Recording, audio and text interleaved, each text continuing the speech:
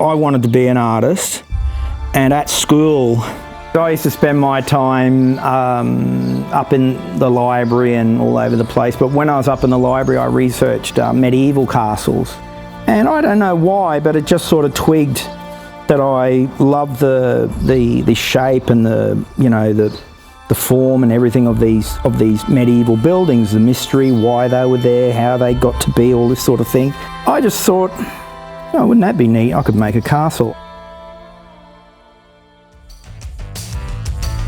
I was building the foundations of a castle up at Youngler, completely off the grid, but Mackay was just, like where we're from, is just so hot, and I just couldn't build in that environment.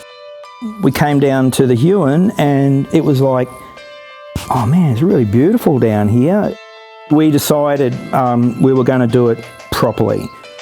Once we got that sorted out and approved by council, we started to dig, and we dug and we found bedrock everywhere. So here we are building a castle off of bedrock. It just so happened that we had a seed of an idea that was to base the entire castle on circles. So every room is a circle. Why we chose Phoenix is because we've just had things in our lives that didn't work out, and it's like Phoenix. We just keep rising from the ashes and trying to rebuild again. It must be a little bit of a showman sort of thing in me, that I want that reaction from people. Okay, so now you're in the central light shaft of the castle. Lounge, dining room, kitchen. We're going to turn that into a gallery and a office. Then you got the spiral staircase, bathrooms. This is one of the master bedrooms. 10-foot high ceilings. Just outside of the castle will be a moat. So this is my subterranean workshop. Every room in the castle is round, but I wanted a round room, so that makes a ball, so I call it my ballroom.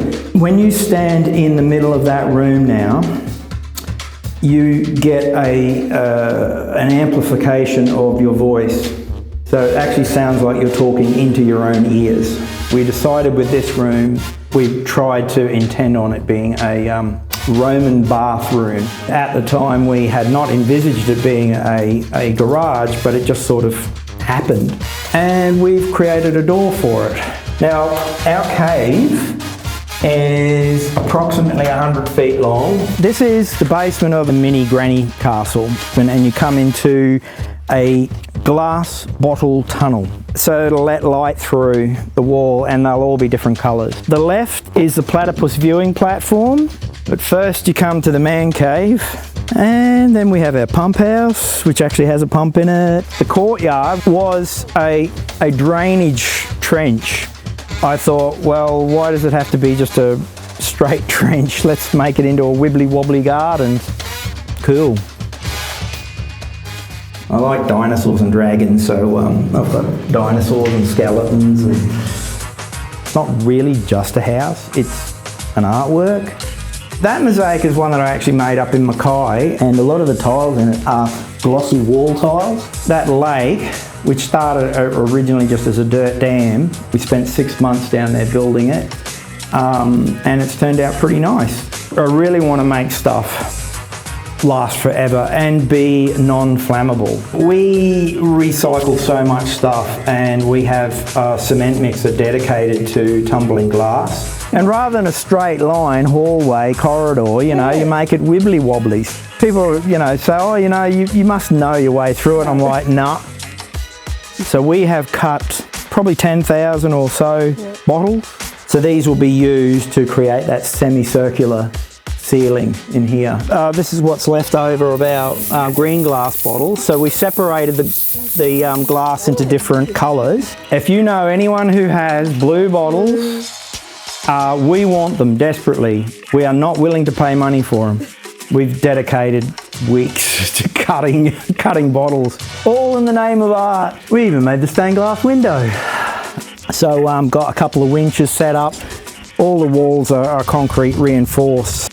So the rooftops are are an original sort of shape. There's very few rooftops in the world that have this shape. There's approximately 100,000 bricks in the build. So 100,000 bricks is approximately enough to do, oh geez, what, about 12 houses veneered, I think. It's not a conventional, you know, bedroom, bathroom, kitchen, dining room house. It's something that is completely off the planet, but still within practical use. We have to maintain all his grounds too. Everything, every bloody thing. Sounds like I'm complaining, aren't I? We've got a lot of ideas. We just need a little bit of help, that's all. Only a little bit. If we didn't need to ask for help, we wouldn't. It's just that we've gotten ourselves so far in and we want to leave something pretty unique for everyone to enjoy. Why not ask for a little bit of help, you know? Our volunteers that we got are really good. They help us out so much. It's just that a lot of people don't know that we could do with a hand, you know? A lot of people don't even know we're here. Whenever we have someone that is not experienced with mosaics, you can get them to do a circle very easily. It means that we can have some, you know, input from other people. They can leave their mark. Think a lot. I do think a lot. Drive people crazy, I think. So, I mean, the more visitors, the better. I love having visitors because it's a thrill to show off something unusual, you know, that a couple of artists have created, you know. It's a house, it's a castle, it's an art project. It's a bit of a legacy, hopefully, for the area. I mean, we could have chosen other places to do something like this, but the Huon Valley is just the best place. It is the best place.